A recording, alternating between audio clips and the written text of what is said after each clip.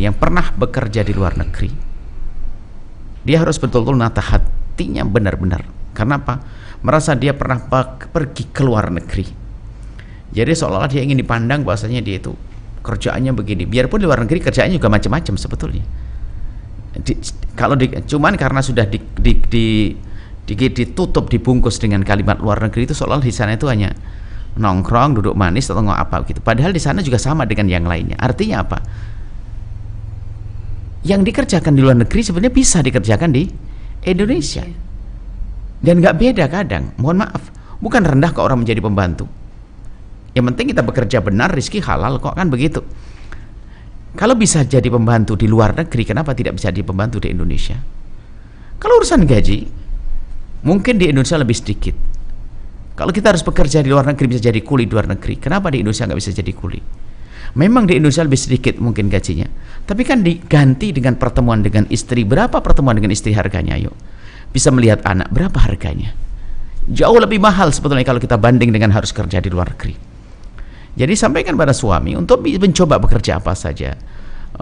Tidak apa-apa kerja jadi tukang sapu ini sebagainya, kalau bisa, kalau pekerjaannya belum bisa dapat kerjaan yang baik. Yang penting jangan sampai diam, karena di balik usaha itulah Allah akan berkahi. Yang tidak pernah berusaha tidak dikasih oleh Allah, tidak diberi oleh Allah. Usaha. Memang di luar negeri kerjanya apa? Saya ingin tahu. Apa kerjaan di luar negeri? Apakah kerja di luar negeri, kerjaan di luar negeri tidak bisa dikerjakan di Indonesia? Saya ingin tahu kerjaan ini kerja apa di luar negeri. Perbedaan hanya masalah gaji saja kan. Cuman gaji luar negeri misalnya Anda dapat 7 juta, tapi di Indonesia hanya dapat 1 juta misalnya. Tapi 1 juta di Indonesia itu ada bonusnya, ketemu istri, keindahan dengan istri, dengan anak. Coba berpikir, laki-laki harus cerdas berpikir. Perempuan juga demikian. Jangan hanya menuruti ambisi, pengen dibilang orang sukses, rumah megah, wah bekerja di luar negeri dan sebagainya.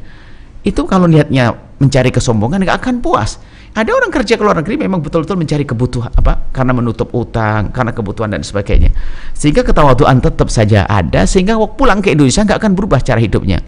Sekarang di Indonesia, berangkat dari Indonesia karena kekurangan ekonomi, pergi ke luar negeri. Setelah di luar negeri mendapatkan rezeki yang banyak, pulang ke Indonesia, cara hidupnya cara hidup gaya di luar negeri. Sehingga apa? Dalam 1 bulan 2 bulan duitnya sudah habis lagi. Mestinya kalau cerdas, saya tetap gaya hidup saya seperti orang di kampung saya. Saya tidak perlu berfoya-foya, saya tidak perlu pengen dipandang lebih dari orang lain, sementara utang saya juga menumpuk. Ini kan sekarang gayanya orang kan action. Apalagi pernah pergi ke kota, sama kota, pergi ke kota, kerja di kota, kalau pulang, biarpun di kota sebenarnya tidak banyak hasilnya, pas-pasan. Cuman kalau ke rumah gayanya pengen dipandang orang sebagai orang sukses, padahal dia adalah orang nyungsep. Anda pergi ke luar negeri pun juga demikian. Kita perlu kejujuran, dan kuncinya sederhana. Biasakan dengan kesederhanaan dan jangan pupuk kesombongan. Akan mudah dalam menjalani hidup. Sederhana.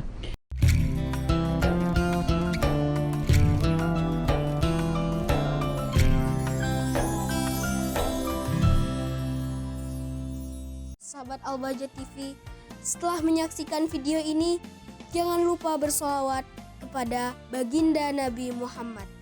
Shollu ala Nabi Muhammad. Allahumma sholli alaihi wa ala alihi wa sahbihi.